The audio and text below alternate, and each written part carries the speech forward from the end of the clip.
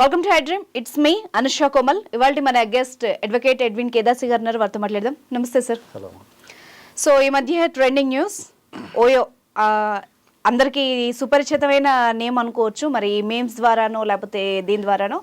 But ఇప్పుడు కొత్తగా మీరట్లో ఒక రూల్ వచ్చింది, పెళ్ళైన వాళ్ళకి మాత్రమే ఓయోలో చెక్ ఇన్ ఎంట్రీ అని, పెళ్లి కాని వాళ్ళే రావడానికి లేదని, పెళ్ళైన వాళ్ళు దానికి సంబంధించిన ప్రూఫ్ ఉండాలని.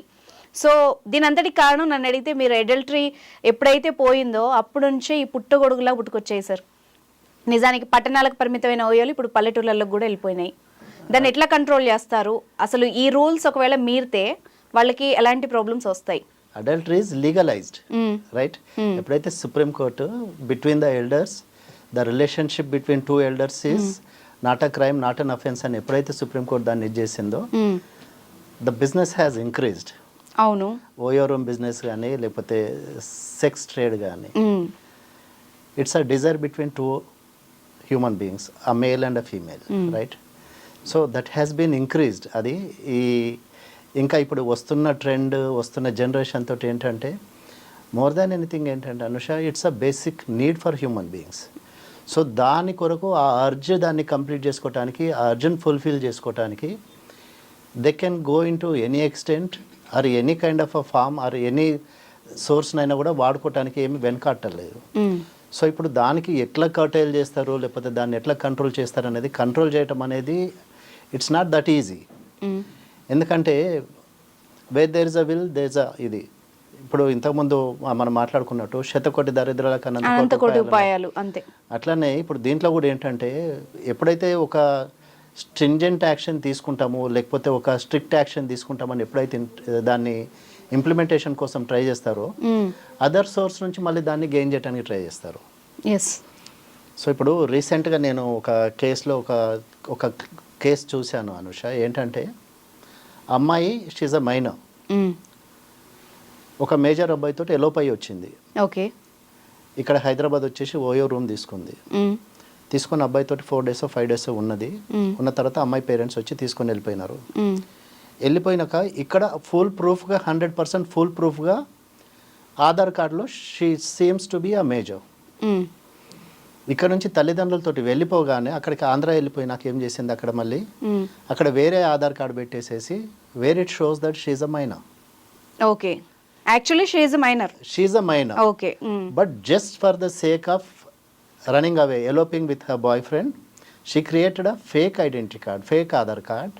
దాన్ని చూపిస్తూ ఇక్కడ ఓయో రూమ్ తీసుకుంది, ఇక్కడ హైదరాబాద్ లో ఉన్నది. అవి ఇప్పుడు చాలా బయట తిరుగుతున్నాయి కదా సార్, చాలా ఈజీ అయిపోయింది, ఈజీ అండ్ ర్యాంపెంట్ అయిపోయింది. సో ఏంటంటే అక్కడికి వెళ్ళి ఈ అబ్బాయి మీద ఎవరైతే తీసుకొని వచ్చినారో అబ్బాయి మీద పోస్కో కేసు వేయించింది.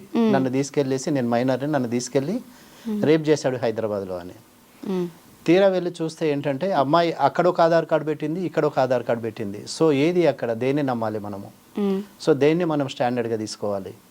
సో ఏంటంటే అది ఆ ఇంట్యూషన్, అది ఆ మైండ్లో ఏంటంటే ఒకటి అది that you have to feel it, right? అంటే నేను చేసేది కరెక్టేనా తప్ప కాదా అనేది. కానీ వీళ్ళకి ఏంటంటే అది తప్పు అని ఎప్పుడూ అనుకోరు, మేము చేసేది కరెక్టే అనుకుంటారు. ఇప్పుడు ఒక మైనర్ అమ్మాయి వెళ్ళిపోయినా కూడా ఏంటంటే నేను చేసేది కరెక్టే, లేకపోతే దిస్ ఇస్ మై రైట్ అనే ఒక దీంట్లో ఉంటున్నారు. కానీ నేను చేసేది తప్పు అనేది ఎప్పుడు కూడా ఆలోచించట్లేదు. అది వ్యక్తిగతంగా వాళ్ళు ఫీల్ అయినప్పుడు, అంటే నా తల్లిదండ్రులకి ఏంటి, లేకపోతే నా స్టిగ్మా ఏంటి, లేకపోతే రేపు నాకు నేను ఒక పోస్కో కేసు వేస్తే నాకు ఏం జరుగుతుంది అనే దాని మీద ఉంటుంది. ఇప్పుడు నువ్వు అడిగినట్టు ఓయో రూమ్స్ మీద ఓన్లీ వైఫ్ అండ్ హస్బెండ్ అంటే ఏం తీసుకుంటారు అంటే అక్కడ స్టాండర్డ్ ఏంటి అంటే, ఇద్దరు వెడ్డింగ్ కార్డ్ తీసుకొస్తే స్టాండర్డా, లేకపోతే ఇద్దరు తాళి కట్టిన ఫోటోగ్రాఫ్స్ తీసుకొస్తే నీకు అది స్టాండర్డా? What is the standard again? అవును, దానికి స్టాండర్డ్స్ ఏంటి? ఆధార్కే ఇప్పుడు ఆధార్ యూపీఐ దాంతో దాన్ని నీకు అంత ఫుల్ ప్రూఫ్ గా తయారు చేస్తేనే నీకు ఇప్పుడు ఎన్ని ఆధార్లు అంటే అన్ని ఆధార్లు తయారు చేసుకోవచ్చు. మిస్యూజ్ చేస్తున్నారు. ఇప్పుడు టెక్నాలజీ ఎంత డెవలప్ అయిపోయిందంటే morphing is it's very common these days. Morphing is common. ఫోటోల్ని వాటిని ఇది చేయటం అనేది పెద్ద ఇదేమి కష్టం కాదు. సో అట్లాంటప్పుడు దేన్ని స్టాండర్డ్ గా తీసుకొని వీళ్ళిద్దరు మేజర్స్, లేకపోతే వీళ్ళిద్దరే వైఫ్ అండ్ హస్బెండ్ అని ఇప్పుడు ఇంతకుముందు నువ్వు అన్నట్టు వీళ్ళిద్దరే వైఫ్ అండ్ హస్బెండ్ అన్నట్టు, అంటే ఎవరు తీసుకొచ్చినా దాన్ని ఎట్లా మళ్ళీ ఐడెంటిఫై చేస్తారు? మరి ఆమె ఇద్దరు అంటే వాళ్ళిద్దరే వైఫ్ అండ్ హస్బెండ్. ఇప్పుడు అన్న క్వశ్చన్ సేమ్, వాళ్ళిద్దరే వైఫ్ అండ్ హస్బెండ్ లేకపోతే పక్క వాళ్ళని ఎవరైనా తీసుకొచ్చినారని ఎట్లా దాన్ని ఐడెంటిఫై చేస్తారు? చేస్తాం మనం. So what is the standard for that again? So దాన్ని ఎట్లా మనం ప్రూవ్ చేస్తాము? అదే. సో ఇప్పుడు there should be a foolproof mechanism. దీనికి ఫుల్ ప్రూఫ్ మెకానిజం అంటే ఎట్లా దాన్ని ఐడెంటిఫై, మళ్ళీ అదే ఫుల్ ప్రూఫ్ మెకానిజం అనేది ఏంటి? ఇప్పుడు ఏదైతే కోర్టు దాన్ని రిస్ట్రిక్ట్ చేసిందో అదే కోర్టు మళ్ళీ దాన్ని ఇక్కడ ఇదే కన్ఫ్యూజన్ సార్. ఇప్పుడు అడల్టరీ తప్పు కాదు అంటే ఎవరితో తిరగొచ్చు, ఎవరైనా తిరగొచ్చు అనే కదా దాని అర్థం. 2 ఇండివిజువల్స్ 2 అడల్ట్స్ ఎవరితోటైనా ఎవరైనా అఫైర్ అదే కదా. పెట్టుకోవచ్చు. That is the thing. ఇప్పుడు మళ్ళీ ఓయో విషయంలో అంటే నిజానికి మనం ఫ్యాక్ట్ మాట్లాడుకుంటే సొసైటీలో ఈ అడల్టరీకి బిఫోర్, ఈ రూల్ కి బిఫోర్ ఇంత విచ్చలవిడిగా అంటే ఇంత విచ్చలవిడితనం లేదు, ఇంత ఓపెన్ గా లేదు, ఇంత ఇదిగా లేదు అసలు. అంటే యాజ్ అడ్వకేట్ మీకే తెలుసు, మీ కోర్టు బయట ఎన్ని డీవీలకు నిలబడుతున్నారో ఇప్పటికీ కూడా. అంటే అది మళ్ళీ ఏంటంటే అది వాళ్ళిద్దరి ఇండిపెండెంట్ ఇది అని అంటున్నారు. ఏది కోర్టు వాళ్ళిద్దరి independent decision or 2 adults can decide for themselves అంటున్నారు. అట్లాంటప్పుడు మళ్ళీ ఓయోకి వెళ్ళడానికి ఇప్పుడు వాళ్ళకున్న ఒకే ఒక్క ఆప్షన్ ఆర్ లేకపోతే ఒకే ఒక సోర్స్ ఏంటి? OYO rooms, right? 900 రూపాయలు 1000 రూపాయలు ఇస్తే ఒక ఓయో రూమ్ లో 2 or 3 hours ఆర్ ఒక 4 or 5 hours you can stay there, right? సరే వాళ్ళ బిజినెస్ వాళ్ళు చేసుకుంటున్నారు, సరే దట్స్ అ డిఫరెంట్ స్టోరీ. వాళ్ళ బిజినెస్ గురించి కాదు మనం మాట్లాడేది. కానీ వీళ్ళకున్న ఒకే ఒక ఆపర్చునిటీ ఆర్ అవకాశము లేకపోతే availability of room is OYO.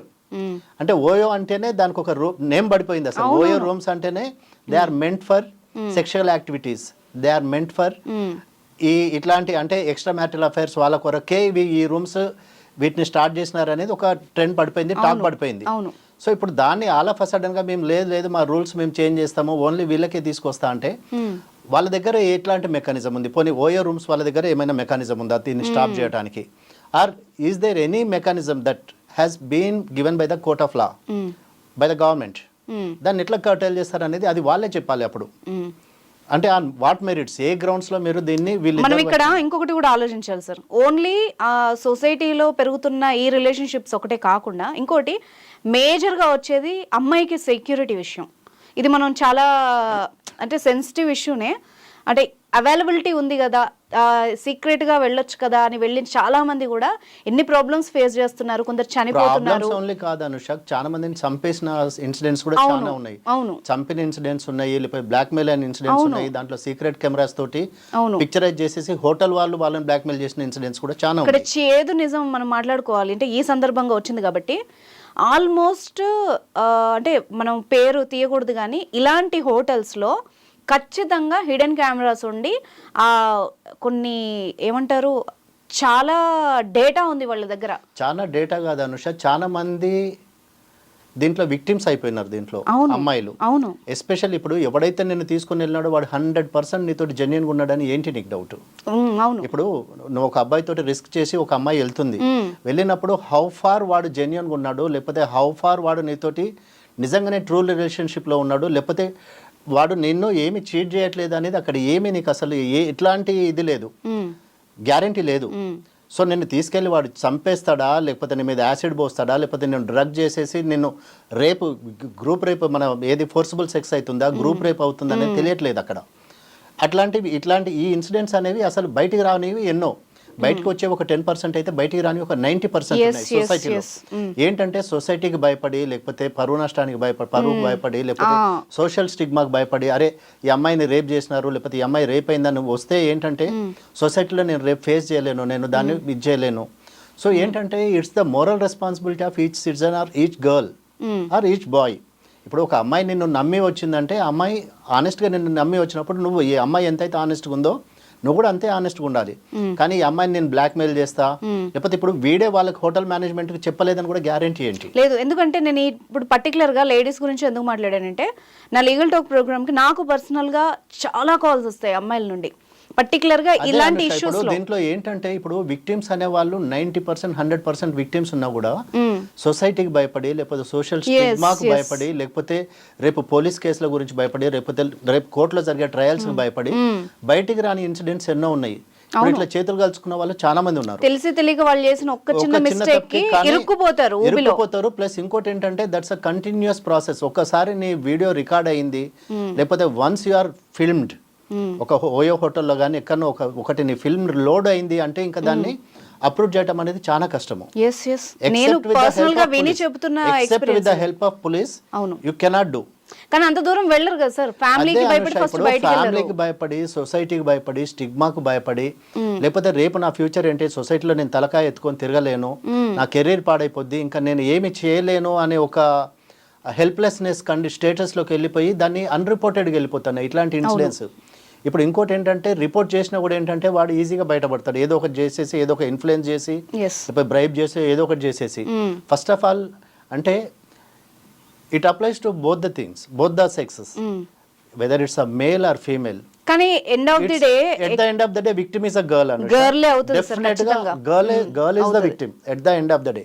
ఇప్పుడు వాడేంటి రేపు నేను మగవాడిని అని చెప్పేసి ఇంకా కాలర్ ఎగరేసుకొని తిరుగుతాడు, నేను రేప్ చేసి వచ్చినా, లేకపోతే ఇది చేసినా, అది చేసినా, లేకపోతే నీకు అంత ఈజీగా నీకేమో అది ప్రూవ్ అయ్యే కేసు కాదు, లేకపోతే ఏంటంటే ఎల్డర్సే కూర్చొని మాట్లాడుకుందాం, సెటిల్ చేసుకుందాము, ఎందుకు అనవసరంగా గొడవకు పోవటం అని చెప్పి సెటిల్ చేయటము.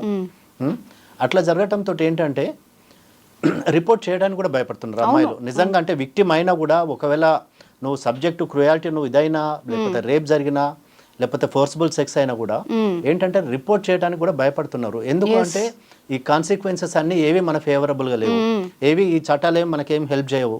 ఇది ప్రూవ్ అయ్యేసరికి 4-5 years అవుతుంది కావచ్చు, లేకపోతే ఎంతకాలం డ్రాగ్ అవుతుందో తెలియదు. దానికన్నా better if I keep quiet, there is nothing. Okay, నేనైతే అలా అడ్జస్ట్ అయిపోతున్న వాళ్ళు చాలా మంది కూడా ఉన్నారు. అట్లా అడ్జస్ట్ అయ్యే వాళ్ళే ఎక్కువ ఉన్నారు అనుష. ఏంటంటే మోర్ దాన్ రిపోర్ట్ చేసే వాళ్ళకన్నా ఎక్కువ సఫర్ అయ్యే వాళ్ళు, సైలెంట్ పెయిన్ తీసుకునే వాళ్ళు, సైలెంట్ గా దాన్ని మన డైజెస్ట్ చేసుకోలేక ఇట్లా జీవచ్చే వాళ్ళలాగా వాళ్ళు బ్రతుకుతూ దాన్ని లైఫ్ ని ఇంకా I have to accept it, నేను అంటే నేను చేసిన తప్పుకు నేనే బాధితురాలని, లేకపోతే నేనే విక్టిమ్ని అని ఒక స్టేటస్ లో బ్రతుకుతున్నారు అనుష. బట్ ఏంటంటే girls or boys, it applies to both the sexes. ఎవరైనా కూడా అంటే ఫస్ట్ ఆఫ్ ఆల్ ఇటువంటి ఛాన్స్ తీసుకోవటమే తప్పు. అవును, తీసుకున్న తర్వాత ఇంకా ఇక నేను ఎట్లాంటిదైనా ఫేస్ చేస్తా, లేకపోతే నేను దేనికైనా రెడీ ఉన్నా అంటేనే దిగాలి, అట్లాంటి వాటిలోకి దిగాలి. ఎందుకంటే husband is always a husband, a boyfriend is a boyfriend, boyfriend will never become a husband, husband will never become a boyfriend. So it applies to both the boys and girls. So they should be careful before getting into such kind of a relationships or venturing into such kind of a situations. Yes. So that's what I want to tell the younger generation. Ee generation ki nenu cheppalsindi entante, before you venture into all these things, consequences గురించి ఆలోచించండి. ఏం జరుగుతుంది అనేది, ఏం జరుగుతుందని ఆలోచించినప్పుడు for a while మీరు ఆలోచించగలిగితే మీ తల్లిదండ్రుల గురించి కానీ, మీ ఫ్యామిలీ గురించి కానీ, లేకపోతే నీ కెరీర్ గురించి కానీ, నీ ఫ్యూచర్ గురించి కానీ ఆలోచిస్తే ఇవన్నీ చేయవు. ఒకవేళ ఇప్పుడు డ్రగ్ తీసుకునో, లేకపోతే లిక్కర్ ఇన్ఫ్లుయెన్స్లోనో, లేకపోతే లిక్కర్ దాంట్లో పడి చేస్తే ఇంకా దానికి నో ఎక్స్క్యూజ్. ఎందుకంటే లిక్కర్ అనేది that's your choice, right? Having liquor are having sex, it's your personal right, definitely. But at the same time, you have certain moral responsibilities too. Yes. And you have a family too, right? మనమేమి ఆకాశం నుంచి ఊడిపడలేదు, మనమేమి ఏదో జంతువులాగా అడవులలో బ్రతకట్లేదు, నీకు నాకేం లేదు, నీ దారి నీదే, నా దారి నాది, సెక్స్ అయిపోగానే వెళ్ళిపోతాం అన్నట్టు కాదు కదా. యానిమల్స్ వెళ్ళిపోతాయి ఎవరి దారాలు, కానీ మనం అట్లా కాదు కదా. We have certain limitations and boundaries, right? Certain responsibilities, certain morals, ethics, values. So ఇవన్నీ ఉన్నాయి కాబట్టి you have to think of so many things before getting in to all these things. So my sincere advice is that please be careful before getting into such things. Yes, వాళ్ళకంటే అంటే అన్నిటికంటే కూడా వాళ్ళ safety, వాళ్ళ మీద ప్రేమ ఉన్న వాళ్ళైతే దిగకపోవడమే ఉత్తమం. దిగకపోవడం ఉత్తమము. ఎంతసేపు అయినా కూడా ఎంత నువ్వు అవాయిడ్ చేస్తే అంత సేఫ్ ఉంటావు, అంతే. Yes, all these things are not advisable or acceptable. Yes, అవకాశం ఉన్న ప్రతి దాంట్లో కాలు పెట్టకూడదు అన్నది ఉత్తమం. తర్వాత కాల్చుకోవడం తప్ప ఏముండదు. ఎస్, ఆఫ్ కోర్స్, అంతే. ఒక్క ఎక్స్పీరియన్స్ కోసం దిగితే ఏంటంటే అది 100 బ్యాడ్ ఎక్స్పీరియన్సెస్ ఇస్తుంది. Yes, so you should be careful. So to let board చూడగానే ఫర్ ఫ్యామిలీ, అంతకుముందు క్యాస్ట్ బేస్డ్, మతం బేస్డ్ ఇలా పెట్టుకునేవాళ్ళు, ఇప్పుడు ఫర్ ఫ్యామిలీ అని పెడుతున్నారు. నిజంగా అలా ఉండేవి, ఇప్పుడు ఫర్ ఫ్యామిలీ అంటున్నారు. నిజంగా ఈ హైదరాబాద్ కానీ సిటీస్లో ఫ్యామిలీస్కే ఇస్తున్నారా? ఈ క్వశ్చన్ ఎందుకు అడిగానంటే లివింగ్ టుగెదర్ చాలా పెరిగిపోయింది. ఓనర్స్ వాళ్ళకి ఫ్యామిలీ ఏరియాస్లో కూడా కొన్ని, ఇంకా మనం మాట్లాడుకుంటే బాగా పాష్ ఏరియాల్లో కూడా ఓపెన్గానే లివింగ్కి ఇచ్చేస్తున్నారు. సో ఏదైనా ఇన్సిడెంట్ జరిగినప్పుడు, ఎందుకంటే మనం రీసెంట్గా చూసాం ఒక అమ్మాయిని చంపేసి ఫ్రిడ్జ్లో పెట్టేయడము, ఇలాంటి ఇన్సిడెంట్, వాళ్ళంతా లివింగ్ టుగెదర్ ఉన్న వాళ్ళే. సో యూజువల్గా మొగుడు పెళ్ళాలంటే ఒక లిమిట్ వరకు, ఒక ఎక్స్టెంట్ వరకు కొట్టుకుంటారు, ఆ దాడి వేరే ఉంటుంది. ఇలా వదిలించుకోవాలి, క్రైమ్ చేయాలన్న వాళ్ళ ఇంటెన్షన్స్ ఇంకా దారుణంగా ఉంటాయి. సో నా మెయిన్ క్వశ్చన్ ఏంటంటే ఇలాంటి వాటికి స్టాప్ అవ్వాలి అంటే ఎవరు జాగ్రత్తలు తీసుకోవాలి, ఇలాంటివి ఎంకరేజ్ చేయకూడదు అంటే ఏం చేయాలి? Anusha, more over first of all ఏంటంటే మనిషి ఇన్ ద సెన్స్ నాకు డబ్బులు కావాలి. ఇప్పుడు అదే ఒక బ్యాచులర్కో లేకపోతే ఒక వైఫ్ అండ్ హస్బెండ్కో ఇస్తే ఒక 20,000 ఇస్తారు. అవును. కానీ అదే ఒక లివ్ ఇన్ రిలేషన్షిప్ వాళ్ళకి ఇస్తే 40,000 వస్తాయి, లేకపోతే 50,000 వస్తాయి. మనిషి గ్రీడ్ పెరుగుతూ ఉంది. వీళ్ళ నీడ్ని వీళ్ళు ఫుల్ఫిల్ చేసుకోవడానికి వాళ్ళు అడిగిన అమౌంట్ వీళ్ళు ఇవ్వడానికి రెడీ ఉన్నారు. అవును. సో ఏంటంటే వీళ్ళేంటి లివ్ ఇన్ రిలేషన్షిప్స్లో ఉన్న వాళ్ళకి ఏం బైండింగ్ ఉండదు, ఏం బాండ్ ఉండదు, రైట్? ఎట్లాంటి లిమిటేషన్స్ ఉండవు వాళ్ళకి. తినొచ్చు, తాగొచ్చు, ఏమైనా చేయొచ్చు. ఇప్పుడు వాళ్ళు ఓనర్ అడిగిన రెంట్ నేను ఇచ్చినాను, 50,000 ఇచ్చినాను. హూస్ హీ టు క్వశ్చన్ మీ? అవును. నువ్వు ఎందుకు అడుగుతావు నన్ను? కొన్ని పాష్ ఏరియాస్లో నిజంగానే మీరు అన్నట్టుగా డిమాండ్ కూడా ఉంది. పాష్ ఏరియాస్లోనే వీళ్ళు అంటే ఇప్పుడు ఒకటి అనుష ఏంటంటే ఫైనాన్షియల్గా దే కెన్ అఫోర్డ్. ఇప్పుడు ఇట్లాంటి లివ్ ఇన్ రిలేషన్షిప్స్ ఎక్కడ వస్తాయి ఇవి? ఒక సర్టన్ స్టేజ్లో, ఒక సర్టన్ ఏజ్ దాటిన తర్వాత, ఒక సర్టన్ కెపాసిటీ వచ్చినప్పుడే you'll think of all this. ఎప్పుడు నీకు ఫైనాన్షియల్ ఇండిపెండెన్స్ ఉన్నప్పుడు, లేకపోతే తల్లిదండ్రులకు తెలియకుండా చేసుకోవచ్చు, ఇవన్నీ జరుగుతాయి కాబట్టి లివ్ ఇన్ రిలేషన్షిప్స్లోకి వస్తున్నారు. అట్లాంటప్పుడు ఏంటి, నా స్టాండర్డ్లో నేను ఉండాలా. So I live in a better position, in a better locality, మంచి లొకాలిటీలో ఉంటా. ఏమి నామ్స్ ఏం లేవు కదా, ఎవరు రెస్ట్రిక్షన్స్ ఏం లేవు. దానికి ఇవ్వడానికి రెడీ ఉన్నారు వాళ్ళు, ఇల్లు ఇవ్వడానికి రెడీ ఉన్నారు, తీసుకోవడానికి నేను రెడీ ఉన్నా. మధ్యలో వాట్ ఈస్ యువర్ ప్రాబ్లం? అవును. ఇప్పుడు నన్ను అదే అంటారేమో, మాకు రెంట్లు వస్తాయి. కానీ ఓనర్ గ్రీడ్నెస్ ఏ విధంగా గ్రీడ్ ని వీళ్ళు యూజ్ చేసుకుంటున్నారు, ఎక్స్ప్లాయిట్ చేస్తున్నారు. లేకపోతే ఓనర్ వీళ్ళ నీడ్ ని ఓనర్ కూడా ఎక్స్ప్లాయిట్ చేస్తున్నాడు ఈక్వల్లీ. ఇప్పుడు నువ్వు వేరే ఒక కపుల్ కి ఇస్తే 25,000 వస్తుంది, అదే ఒక లివ్ ఇన్ రిలేషన్షిప్ లో ఉన్న వాళ్ళకి ఇస్తే ఒక 50,000 వస్తుంది. అన్కండిషనల్ గా ఇస్తున్నారు కదా. మనం ఫ్యాక్ట్ మాట్లాడుకుందాం సార్. ఒకప్పుడు బిఫోర్ కరోనా కానీ దానికి ముందు కానీ, అంటే కొన్ని ఇయర్స్ బ్యాక్, మనం ఏదైతే అడల్టరీ లేకముందు ఇదే హైదరాబాద్లో ఏ ఏరియాలో ఎంత ఉందో ఇప్పుడు నోటి మీద చెప్పగలుగుతాను. కానీ ఇప్పుడు డైరెక్ట్గా లక్షల్లోకి వెళ్ళిపోయినాయి రెంట్స్. అంటే మరి దేనివల్ల? కొంతమంది ఏమో సాఫ్ట్వేర్ పీపుల్ కడుతున్నారు కాబట్టి పెరిగాయని అంటారు. కానీ ఫ్యాక్ట్ ఏంటంటే హిడెన్ ట్రూత్ ఇది ఒకటి ఉంది. అదే అనుష, ఇప్పుడు వీడి నీడ్, ఆమె నీడ్ ఇద్దరు సాటిస్ఫై చేసుకోవడానికి they need a place, right? Yes. So అది మనం ఇప్పుడు హోటల్కి వెళ్తే హోటల్కి వెళ్ళినారే ఉంటుంది. అదే ఒక లివ్ ఇన్ రిలేషన్షిప్ పెట్టుకుంటే, లివ్ ఇన్ రిలేషన్షిప్లో ఉంటే జొమాటోలో ఆర్డర్ చేస్తే ఫుడ్ వస్తుంది. ప్యారడైజ్ కావాలా, షాగ్ హౌస్ కావాలా, లేకపోతే ఇంకా ద బెస్ట్ హోటల్ నుంచి నీకు ఫుడ్ వస్తుంది. డ్రింక్స్ కావాలంటే డ్రింక్స్ పోయి తెచ్చుకోవచ్చు. సో నీకు ఏం లిమిటేషన్ ఉంది, ఏం బాదరేషన్ ఉంది? నువ్వు వండుకోవాల్సిన అవసరం లేదు. ఉన్న రోజులు కలిసి ఉందాము. రీసెంట్గా నేను ఒకటి చూశాను అనుష, ఏంటంటే ఇద్దరు వైఫ్ అండ్ హస్బెండ్ లాగా వచ్చారు. ఇద్దరు కలిసి ఒక ఇల్లు తీసుకున్నారు, ఒక ఫ్లాట్ తీసుకున్నారు, ఉన్నారు.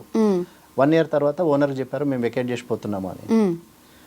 తర్వాత వెకేట్ చేసే రోజు ఆ లేడీ ఆమె మన ఏది షిఫ్టింగ్ కార్గో ఆమె తీసుకొచ్చుకుంది, ఈ అబ్బాయి తాను తీసుకొచ్చుకున్నాడు. అంటే ఎవరి సామాన్ వాళ్ళు ప్యాక్ చేసుకుంటున్నారు. ఓనర్ షాక్ అయిపోయి, ఏంటి బాబు మీరు ఇద్దరు తలా ఒక రిక్షాలో పోతున్నారు, తలా ఒక వెహికల్లో పోతున్నారు ఏంటంటే, did we ever tell you that we are wife and husband, we are living రిలేషన్షిప్లో ఉన్నాము, నవ్ వీఆర్ పార్టింగ్ ఆ వేస్. ఆమె దారి ఆమె పోతుంది, నా దారి నేను పోతున్నా అంటే ఓనర్ షాక్. ఇప్పుడు చెప్పాల్సినంత అక్కడ నీడ్ ఏం లేదు కదా. ఇప్పుడు అగైన్ మళ్ళీ అక్కడ ఏంటంటే దీన్ని మళ్ళీ నువ్వు ఎట్లా చెక్ చేస్తావు? నువ్వేం చెక్ చేయలేవు, తెలుసు నీకు, ఓనర్కి తెలుసు వాళ్ళిద్దరు లివ్ ఇన్ అని. కానీ హీ కెనాట్ క్వశ్చన్, ఎందుకంటే నువ్వు అడిగినంత డిమాండ్, నీది ఏదైతే నువ్వు డిమాండ్ చేసినావో ఆ రెంట్ తను పే చేస్తున్నారు కదా. సో నీ సబ్జెక్ట్ ఎంతవరకు, నీకు ఓన్లీ నాకు రెంట్ వచ్చిందా, నా మెయింటెనెన్స్ వచ్చిందా, అంతవరకే. కానీ whether they are husband or wife or live in relationship అనేది he has nothing to do కదా. ఏంటంటే మేము ఇద్దరు మేజర్స్, ఇద్దరు సాఫ్ట్వేర్లు ఉంటారు. సాఫ్ట్వేర్లు ఉంటే ఇద్దరికి ఈజీగా ఒక 1.5 to 2 lakhs వస్తాయి శాలరీస్. సో నువ్వు అడిగిన నీ సబ్జెక్ట్ ఎంతవరకు, నీ రెంట్ వరకే మాట్లాడు బాయ్ సాబ్. నువ్వు దాని మించి నువ్వేం మాట్లాడొద్దు, మాట్లాడడానికి నీకు రైట్ లేదు. మేమేమన్నా నీకు ప్రాబ్లం చేసినప్పుడు నువ్వు నన్నాను. కానీ ఇక్కడ ఇప్పుడు లీగల్ ఆస్పెక్ట్ ఏంటంటే అనుష, నిజంగానే దేర్ ఇస్ అ ప్రాబ్లం. రేపు ఒకవేళ అన్ఫార్చునేట్లీ ఏదో జరిగి అమ్మాయికి ఏమైనా, అమ్మాయి చచ్చిపోతే బాగుంటే ఓకే, బాగలేకపోతే everything is fine, everything is fine. అప్పుడు ఓనర్ మెడకు కూడా చుట్టుకుంటదా? ఓనర్ మెడకు కూడా చుట్టుకుంటది. ఎట్లా ఇచ్చినావు అని చెప్పేసి అడుగుతారు కదా. అవును, ఎంక్వైరీ ఫేస్ చేయాలి కదా. అంటే he has to go through the process of law, procedure of law, ఇవన్నీ ఫేస్ చేయాల్సి వస్తుంది. ఇప్పుడు నిజంగానే అమ్మాయికి ఏమన్నా చచ్చిపోయింది అనుకో, అదే ఇప్పుడు ఒక మ్యారేజ్లో అమ్మాయి చచ్చిపోతే ఏమంటారు, దాన్ని డౌరీ డెత్ అంటారు. Within 7 years of death is family members liable అవుతారేమో. ఫ్యామిలీ మెంబర్స్కి లయబిలిటీ వస్తుంది. కానీ ఇక్కడ ఏం లయబిలిటీ ఉంది? వీడు నిజంగానే వీడి అమ్మాయిని చంపేసి ఫ్రిడ్జ్లో పెట్టో లేకపోతే సూట్ కేసులో వేసుకొని తీసుకెళ్ళేసి ఎక్కడో పడేసి డంప్ చేస్తే these things will happen very much in north, right? బెంగళూరులో ఒక అమ్మాయిని కోసేసి ఫ్రిడ్జ్లో పెట్టేసి వెళ్ళిపోయినాడు. సో ఇవన్నీ లివింగ్ లో అంటే ఏంటంటే ఇప్పుడు అక్కడ అంత బాగున్నంత కాలం బాగానే ఉంటుంది. But when there is a friction, when there is a problem, out of frustration, out of anger, ఇప్పుడు లీగల్గా పోయి ఏం క్లెయిమ్ చేయలేరు, రైట్? ఇట్లాంటి వాటిలో లీగల్గా కూడా పోయి ఏం చేయలేరు. అదే ఒక మ్యారిటల్ రిలేషన్షిప్లో ఉంటే if it's a legal marriage at least you can approach the police or at least you can go and complaint. కానీ ఈ రిలేషన్షిప్లో you cannot do much, right? అవును. If you have children you will get the children will get rights, but అక్కడ మళ్ళీ at the end of the day there is nothing. So ఏంటంటే ఇవి live in relationships ఫ్యాన్సీగా ఉంటాయి, చూడటానికి చాలా ఫ్యాన్సీగా ఉంటాయి. ఇప్పుడు ఎప్పుడైనా పెళ్లి కాకముందు కూడా ఏదైనా రిలేషన్షిప్ ఫ్యాన్సీగానే ఉంటుంది. ఇప్పుడు దిస్ ఇస్ ఆల్సో సేమ్, కలర్ఫుల్గా మంచిగా. కానీ అది at the end of the day అది ఎండ్ అయినప్పుడు ఎట్లా అంటే అది ఇంకా అది షాటర్డ్ డ్రీమ్స్ లాగా. ఏంటంటే ఒక బ్యాడ్ ఎక్స్పీరియన్స్, బ్యాడ్ దీన్ని ఇది చేయటం అంటే సొసైటీకి we are giving a wrong signal. We are giving a wrong notion, we are sending a wrong signal to the society, and we are setting a wrong trend in the society. అంటే ఇప్పుడు ఇద్దరు చిన్నపిల్లలు చూసే వాళ్ళు ఏమనుకుంటారు, ఇప్పుడు లివ్ ఇన్ రిలేషన్షిప్ అంటే వాళ్ళకి తెలియదు. కానీ నువ్వు అట్లాంటి ఏరియాలో అట్లాంటి లొకేషన్స్లో ఇప్పుడు ఒకటి వైఫ్ అండ్ హస్బెండ్కి సర్టన్ లిమిటేషన్స్ ఉంటాయి. కానీ వీళ్ళకి అట్లేమి ఉండవు. గ్లాస్ పట్టుకొని రావచ్చు, లేకపోతే స్మోక్ చేసుకొని రావచ్చు, లేకపోతే ఇదేంటమ్మా మమ్మీ ఆంటీ ఈ టైంకి వస్తుందని బాబు అడగవచ్చు, లేకపోతే ఏంటిది ఆంటీ రాత్రి 12ంటికి వస్తుంది అని. సో ఇవన్నీ ఏంటంటే we are setting a wrong trend to the society. కొత్తగా చూసే వాళ్ళ మీద ఇంపాక్ట్ చూసే వాళ్ళ మీద కూడా చాలా, అరే వాడు చేసినప్పుడు నేను చేయటంలో తప్పేంటి అంటే ఇట్స్ స్ప్రెడింగ్ ఆల్ ఓవర్. అయితే ఇక్కడ నేను ఒక పాయింట్ అడుగుతాను, అంటే వ్యూవర్స్కి నా మీద కోపం వచ్చినా కూడా ఇలాంటి మనము చూసినప్పుడు అంటే ఒక ఫ్యామిలీ ఏరియాలో లేదంటే ఒక అపార్ట్మెంట్లో వ్యభిచారం లాంటిది జరిగినప్పుడు ఫ్యామిలీస్ అందరూ కలిసి ఒక మీటింగ్ పెట్టుకుని ఈవెన్ వాళ్ళే ఓన్గా కంప్లైంట్ చేసి న్యూసెన్స్ కింద బుక్ చేస్తారు యూజువల్గా. మీరు అన్నట్టు రాంగ్ ఇంపాక్ట్ పడుతుంది మన మీద. ఇప్పుడు ఇది కూడా ఒక కైండ్ ఆఫ్ పెరిగే పిల్లలు, అక్కడ ఉన్న టీనేజర్స్ వాళ్ళ మీద మీరు అన్నట్టు ఎఫెక్ట్ ఉంటుంది. మరి ఇలాంటి వాటిలో ఎవరు యాక్షన్ తీసుకోరు, అడగరు. ఫస్ట్ ఆఫ్ ఆల్ ఎవరు రిపోర్ట్ చేయరు అనుష. ఏంటంటే మాకెందుకు వచ్చింది, అవును నేను ఎందుకు, why should I poke my nose into it, నేను ఎందుకు దిగాలి, నేను ఎందుకు ఇన్వాల్వ్ కావాలి. ఇప్పుడు అవతలోడు ఏంటనేది మనకు తెలియదు. వాడు ఎమ్మెల్యే కొడుక, ఎంపీ కొడుక, మినిస్టర్ కొడుక, లేకపోతే how influential he's or how influential she's అనేది మనకు తెలియదు. First thing. సెకండ్ థింగ్ ఏంటంటే why should I poke my nose into that business. నేను ఎందుకు, why should I burn my fingers, నేను ఎందుకు దిగాలి దాంట్లో, నాకు అవసరమా? వాడు సవాడు చేస్తాడు, వాడి డబ్బులు వాడు పెట్టుకుంటున్నాడు, ఆమెకు షోక్ ఉంది, వాడికి షోక్ ఉంది, మాకు ఎందుకు రబ్బాయి అంతే. కానీ ఏంటంటే సొసైటీకి we are sending a wrong signal again. అంటే ఇట్స్ అ రాంగ్ నోషన్. మనము ఏంటంటే సరే నీ అవసరానికి నాకు డబ్బులు వస్తున్నాయని చెప్పేసి ఓనర్స్ చూస్తున్నారు, మాకు అకామిడేషన్ దొరికింది, మాకు ఉండటానికి మాకు ప్లేస్ దొరికింది, మేము దాని గురించి మేము ఎందుకు ఆలోచించాలని చెప్పేసి వీళ్ళు ఆలోచిస్తున్నారు. కానీ ఏంటంటే చూసే వాళ్ళకి it doesn't look good. And ఇప్పుడు ఫ్యామిలీస్ కూడా చాలా ఇన్కన్వీనియంట్గా అన్కంఫర్టబుల్గా ఫీల్ అవుతారు. అవును. అంటే ఇప్పుడు వాళ్ళని చూసి మనము ఇంకొకరిని మనము మోటివేట్ చేస్తున్నాం. మనము అంటే మేము ఇది చేస్తున్నాం, మీరు కూడా చేయండి, లేకపోతే మమ్మల్ని ఫాలో కాండి అనేది మేము ట్రెండ్ సెట్ చేస్తున్నాం అనుకుంటున్నారు. కానీ ఎవరినో కాదు, వాళ్ళ సొంత ఫ్యామిలీస్. ఇప్పుడు రేపు ఇప్పుడు నీ తమ్ముడు వచ్చేసి అంటాడు అన్నుండగా తప్పలేదు, నేనుంటే తప్పేంటి మమ్మీ అంటాడు. సో ఇప్పుడు వీడు అన్న అయ్యండి మోరల్ రెస్పాన్సిబిలిటీ ఏముంది, ఏం చెప్తాడు? అరే తమ్ముడు నువ్వు చేసేది తప్పరని చెప్పలేడు కదా. ఇప్పుడు ఫస్ట్ నువ్వు చేసేది కరెక్ట్ అయితే నువ్వు నన్ను చెప్పరా అంటాడు. వాడు వీడి దగ్గర ఏం ఆన్సర్ ఉంది? నేను దాక్కుంటే నా కొడుకుని తాగొద్దంటే ఏమంటాడు? ఫస్ట్ నువ్వు బంద్ చేయి, నువ్వు తాగడం బంద్ చేయి, నేను అప్పుడు నేను బంద్ చేస్తా అంటాడు. అంతే. అన్న తాగుతున్నప్పుడు తమ్ముడు కూడా తాగుతాడు కదా. ఇప్పుడు నువ్వే మోడల్ సెట్ చేసినప్పుడు వాడు ఫాలో అవుతాడు డెఫినెట్గా. నువ్వే కరెక్ట్ ఉంటే వాడు చేయడు కదా. నువ్వు కరెక్ట్ ఉన్నప్పుడు వాడిని క్వశ్చన్ చేయగలవు, కానీ నువ్వే తప్పు చేసినప్పుడు వాడిని ఏం అడుగుతావు? నాకు ఇక్కడ ఇంకొక క్వశ్చన్ ఉంది. అన్ని రేట్ల మీద అంటే కాంట్రవర్సీ అవుతుంది, అన్ని రేట్ల మీద ప్రభుత్వం చర్యలు తీసుకుంటుంది. అంటే అన్కంట్రోల్డ్గా పెరిగినప్పుడు ప్రతి ఒక్క ప్రోడక్ట్కి ఎంఆర్పి అనేది ఉన్నప్పుడు ఈ రెంట్స్ విషయంలో కూడా అసలు వీళ్ళు ఎందుకు ఇంత పెంచుతున్నారు, ఎవరికి ఇస్తున్నారు, ఇలాంటి రూల్స్ గవర్నమెంట్ పట్టించుకోదా? అంటే గవర్నమెంట్కి చెప్పి చేయరు కదా అనుష. ఇప్పుడు when you are buying a flat, ఒకటి ఫర్ ఎగ్జాంపుల్ నేను చెప్తున్నా, ఒక ఫ్లాట్ కొంటున్నావు, ఫ్లాట్ బిల్డర్ అంటాడు నేను 2 crores నేను అమ్ముతున్నా అంటాడు. 2 crores అమ్ముతున్నా అని చెప్పేసి దీంట్లో నాకు ఇంత వైట్ కావాలి, ఇంత బ్లాక్ కావాలని అంటాడు. గవర్నమెంట్ ఎక్కడి వరకు దాని లిమిటేషన్ గవర్నమెంట్కి, నీకు మార్కెట్ వాల్యూ నీకు వచ్చిందా లేదా? ఓకే. మార్కెట్ వాల్యూ ప్రకారం నేను రిజిస్ట్రేషన్ చేసుకున్నానా లేదా? నువ్వు బ్లాక్ ఎంత తీసుకుంటున్నా నాకు సంబంధం లేదు. నేను 18% GST వేస్తున్నా, GST వచ్చిందా లేదా? అక్కడ వరకే నాకు. నువ్వు బ్లాక్లో ఎంత అమ్ముకుంటున్నావు, బ్లాక్ ఎట్లా తీసుకున్నావు, బ్లాక్ అమౌంట్ ఎట్లా నువ్వు, ఓనర్ క్లియర్గా చెప్తాడు. లోన్ అమౌంట్ మాత్రమే వైట్ అమౌంట్. ఇప్పుడు లోన్ ఒక 1 crore తీసుకుంటే that's only the loan amount, that is only the market value amount. Market value వరకే నువ్వు లోన్ తీసుకో, ఎస్ మిగతాది నాకు బ్లాక్లో కావాలంటాడు. మరి ఆ బ్లాక్ని ఎట్లా వైట్ చేస్తున్నాడు తెలియదా? ఇప్పుడు ప్రాబ్లం ఎప్పుడు వస్తుంది ఇట్లాంటి, ఇప్పుడు నువ్వు అన్నావు చూడు, ఏది మన రెంట్ ఎట్లా వాళ్ళు మేనేజ్ చేస్తారు ఎట్లా ఇద్దాం. ఎప్పుడైతే రెంట్ కంట్రోల్కి పోయినప్పుడు నీకు రెంటల్ కేసు పడ్డప్పుడు దీని మీద నీకు రెంటల్ ప్రాబ్లం వచ్చినప్పుడే నువ్వు రెంట్ కంట్రోల్ కోర్టుకి వెళ్తావు. ఓకే, లేకపోతే అప్పుడే నువ్వు దాన్ని కోర్టుకి రిఫర్ చేస్తావు, లేకపోతే ఇది కోర్టుకి నువ్వు దాన్ని అడ్రస్ చేస్తావు. కానీ ఇప్పుడు ఈ కంప్లైంట్ ఇచ్చేవాడు లేడు, అడిగేవాడు లేడు కదా. అడిగేవాళ్ళు లేడు. ఇప్పుడు ఇట్లాంటి ఇప్పుడు ఇట్లా ఎక్స్ట్రీమ్ స్టేట్ పోయినప్పుడు ఏమనుకుంటారు ఓనర్స్, దరిద్రం పోతే పోయి వాడు ఖాళీ చేసిపోతే చాలు, నాకు రెంట్ కట్టకపోయినా మంచిది అని. ఇప్పుడు వీడు వచ్చి ఇంటికి వచ్చేసి తాగి తందనలాడి వీళ్ళిద్దరు రోజు అనుకుంటా ఉంటే వాడు ఏమంటాడు, రెంటల్ అగ్రిమెంట్ ఉంది ఏం చేయలేడు, పోనీ 11 నెలలు రెంటల్ అగ్రిమెంట్ రాసుకున్నారు ఏం చేయలేడు. సో ఏం చేస్తాడు, రెంట్ కట్టకపోయినా మంచిదేరా బాబు నువ్వు ఖాళీ చేసిపోరా అంటాడు. వీళ్ళేంటి, సరే ఇక్కడ కాకపోతే ఇంకోటి దొరకకపోతుంది, చలో let's search for something else అనుకుంటారు. లేకపోతే అప్పటికే ఒకళ్ళ మీద ఒకళ్ళకి విరక్తి పుట్టింది అనుకో, ఎవరి దారాలు వెళ్ళిపోతారు కదా. సో ఇంకా దీన్ని ఎవరు కంట్రోల్ చేయగలరు? అవును. So there is no way. ఇప్పుడు ఒకటి, నీ అవసరానికి నువ్వు వచ్చినావు, నీ అవసరం అయిపోయింది, నువ్వు వెళ్ళిపోతున్నావు అంటే దట్స్ ఓకే ఫైన్. లేదు, ఓనర్ ఫ్రస్ట్రేట్ అయినప్పుడు ఏంటంటే వీళ్ళు ఎప్పుడు వెళ్ళిపోతారని చూస్తాడు కానీ ఇంకా రిపోర్ట్ చేయడానికి ఆలోచించాడు కదా. సో మీరు అన్నట్టు ఎవరైతే వాళ్ళకి హౌస్ ఇస్తున్నారో ఓనర్స్ కూడా షుడ్ బి వెరీ కేర్ఫుల్. ఎందుకు అంటే ఎప్పుడైనా కూడా మనకు ప్రమాదం అనేది చెప్పిరాదు అనూష. ఎగ్జాక్ట్లీ, అన్ని పాజిటివ్ గా ఎండ్ ఎప్పుడు అంటే యాక్సిడెంట్ ఎప్పుడైనా జరగవచ్చు. ఇప్పుడు నువ్వు సేఫ్గా వెళ్ళినా కూడా అవతలోడు కరెక్ట్ లేనప్పుడు నీకు యాక్సిడెంట్ జరిగినట్టు ఇట్లాంటి అనేవి ఈ అన్ఫోర్సీన్ తాగిన తర్వాత ఏదైనా జరగవచ్చు.